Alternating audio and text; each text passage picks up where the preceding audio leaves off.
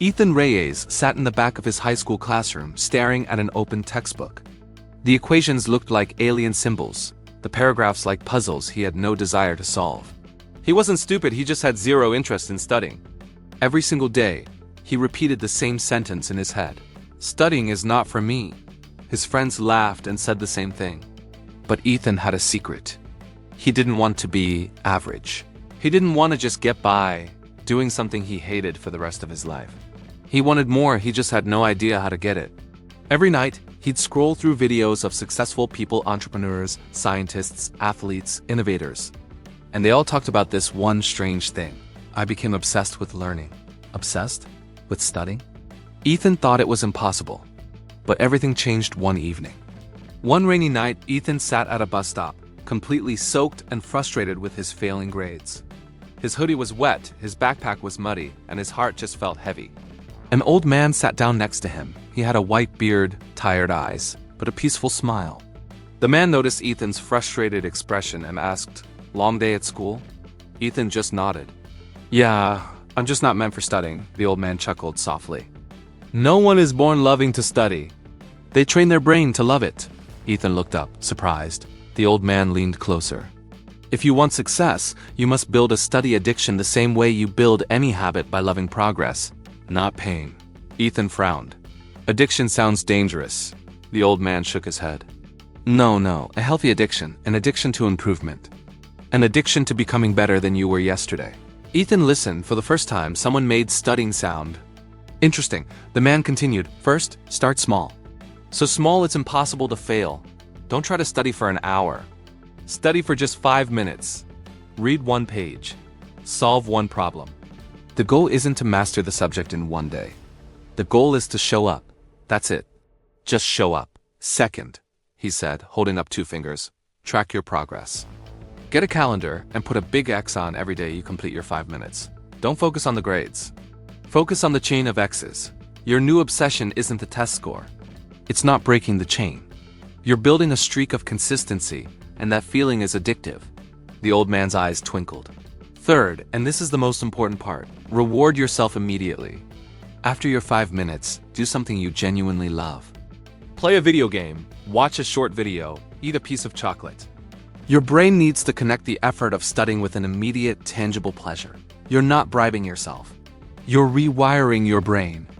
You're teaching it that effort equals reward. Fourth," he went on, "change your environment. Don't study in your bed or in front of the TV. Create a dedicated space, even if it's just a small corner of your desk. When you sit there, you study.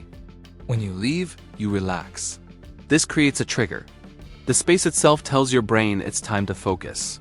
And finally," the old man concluded, "change the story you tell yourself. Stop saying, 'I hate studying.' Instead say, 'I am becoming someone who is good at learning,' or 'I am building my focus muscle.'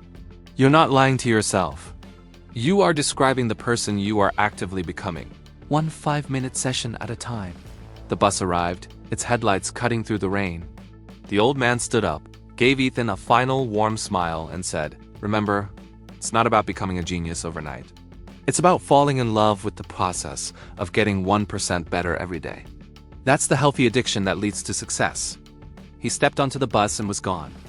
Ethan sat there for a moment, the old man's words echoing in his mind. Love the progress, not the pain. It was a simple idea, but it felt revolutionary. That night, he went home and did something different. He didn't open social media. He took out his math textbook, set a timer for 5 minutes, and solved just 2 problems. It was hard. It was frustrating. But when the timer went off, he stopped. He closed the book, took out a calendar, and drew a big, bold X on the date.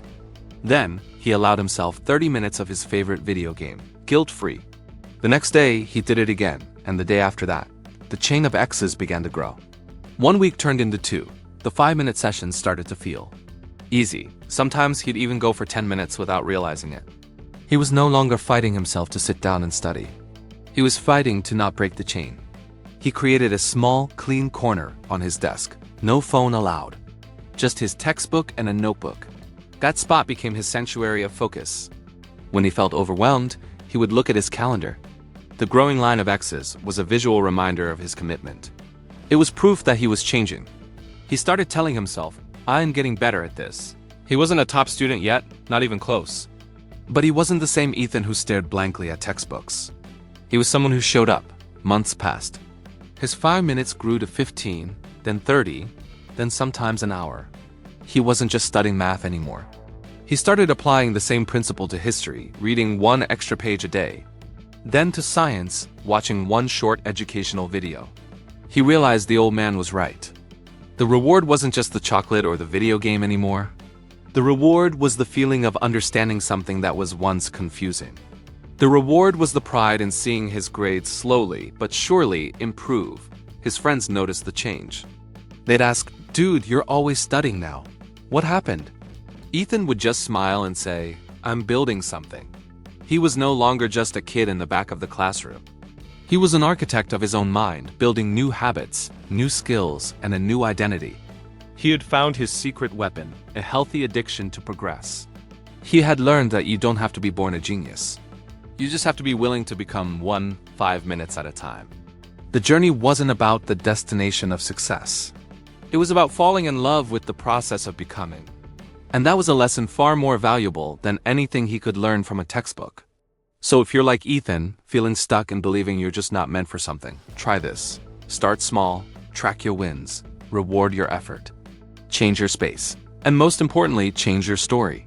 You have the power to rewire your own brain and build an addiction to your own growth. Start today with just 5 minutes. You might be surprised at who you become. Thanks for watching.